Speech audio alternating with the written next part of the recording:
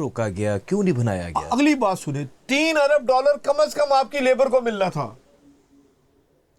यानी कि $35 अरब आपकी साल की इनकम बढ़ सकती थी अगर सी पैक आप चला देते। आप लोग अपनी एक्सपोर्ट पे लगे हुए हैं, आपने टेक्सटाइल को कब्रिस्तान बना दिया है। $24 अरब की इन्वेस्टमेंट को आपने बेड़ा गर्क कर दिया कि आपकी ट्रेड पॉलिसीज इतनी गंदी और निकम्मी है कि आपने धागे पे ड्यूटी खत्म कर दी। उसका नुकसान ये हुआ कि पूरी टेक्सटाइल इंडस्ट्री तबाह हो गई। जब किसी मुल्क में पॉलिसी ना हो, 45 साल से ये दोनों पार्टियां हुकूमत में हैं, अभी भी इनको मजीद तजर्बा चाहिए।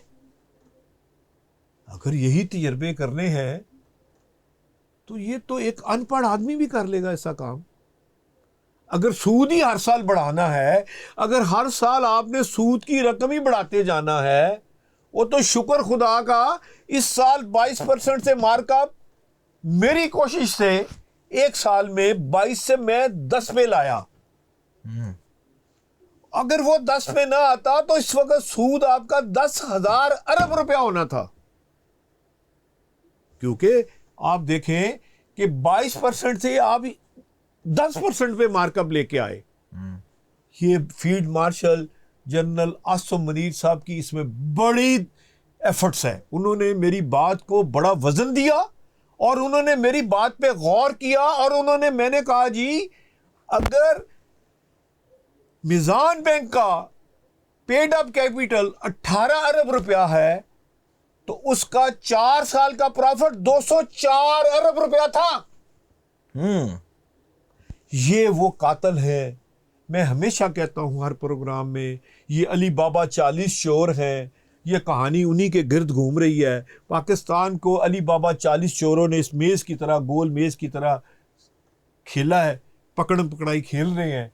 वही ड्यूल नेशनल जो 55,000 के करीब है, ब्यूरोक्रेट, जजेस, पॉलिटिशियन और पाकिस्तान की काली भेड़े बिजनेसमैन, ये वही लोग हैं जिन्होंने इस मुल्क को तबाह किया हुआ है और रोते भी हैं और रुलाते भी हैं। भाई इनका पैसा तो सारा बाहर पड़ा है। मोहसिन नकवी साहब ने नहीं कहा कि $100 अरब 4 साल में बाहर चला गया। ये मेरे फिक्र नहीं है, ये मोहसिन नकवी साहब के हैं। तो मुझे ये बताइए, जिस मुल्क का सीनियर वजीर एक मोहसिन नकवी साहब कहे कि $100 अरब बाहर चला गया है तो क्या होगा। मुझे तो दुख हुआ उस वक्त जब यूएई ने लिस्ट दी तो उसमें सदर पाकिस्तान का भी नाम था, प्रॉपर्टीज की इन्वेस्टमेंट में दुबई की, और हमारे बड़े सीनियर वज़रा जो वजीर हैं उनका नाम भी था। तकरीबन 17,000 पाकिस्तानियों की जायदादें वहां बाहर पड़ी हैं। सिर्फ इस 2 सालों में तकरीबन 9,000 पाकिस्तानियों ने गोल्डन वीजा लिया था, जिन्होंने वहां कंपनियां बनाई। ये एहतसाब क्यों नहीं करते इनका?